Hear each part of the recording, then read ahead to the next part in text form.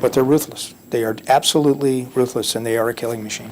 Police Chief Ralph Martin doesn't mince words when describing the MS-13 street gang. They just started their wave of terror. It's the only way you can really describe it. The reds are homicides wherein we know that they was a gang involvement. This chart shows shootings and marked in red homicides over an intense one-year period. 9 of the killings attributed by police to MS-13. We saw an unprecedented amount of shootings starting in June of 15 and culminating all the way up to about January, February of this year. Over a period of months, Santa Maria police conducted surveillance on multiple people they believed to be members of MS-13. 15 detectives worked full-time, intercepting phone calls and text messages and monitoring social media activity. Conspiracy to be an active participant in a criminal street gang. With the help of neighboring law enforcement, the FBI and ATF, Santa Maria police conducted Operation Matador. In the early morning hours of March 3rd, 16 arrests were made in multiple locations over the course of 3 hours without incident. We know who they are. 150 officers were involved. I think it was an operation like no other that's really been undertaken on the Central Coast.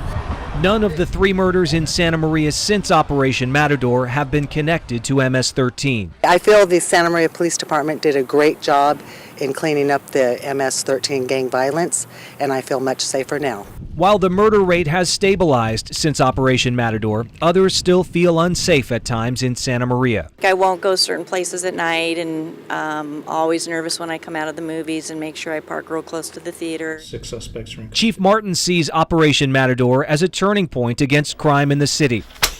17 defendants with street names like Smiley, Psycho, and Bandit now face charges brought by a grand jury. Defendants appeared in court on those charging documents, and their attorneys asked to continue their arraignment to December 2nd. The grand jury heard enough evidence to bring forth 10 murder charges and 14 attempted murder charges against the alleged members of MS-13.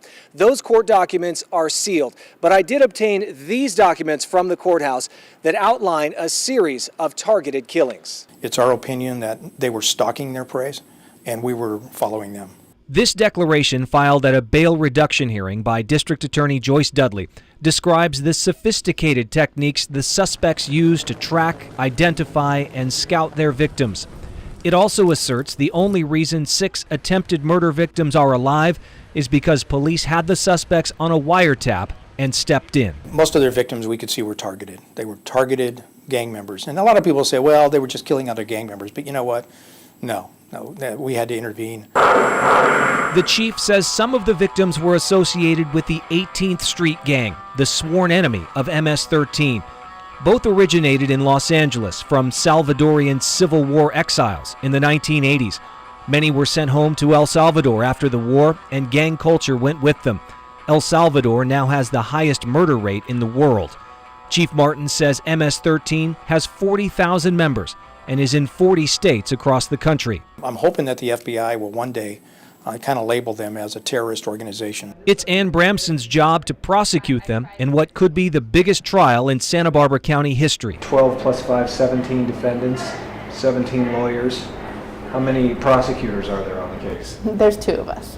Bramson successfully prosecuted 5 of 6 gang members in the so-called U-Haul murder trial, a case involving unpaid drug debts. That was 1 murder. This organized group. This is at least 10, and the chief emphasizes these suspects are not products of Santa Maria. I try to tell people, yeah, the city gets a bad rap. There's tremendous crime rate going on. But the reality is this group just moved in. It'd be like the mafia in Chicago just moving into your city and all of a sudden taxing people and really committing horrendous acts. Were they doing those kind of things? Were they intimidating businesses and things? I sent 4 of my officers to that funeral. And then I and a couple others went down to the Lancaster. Sergeant who was executed out there worked for me.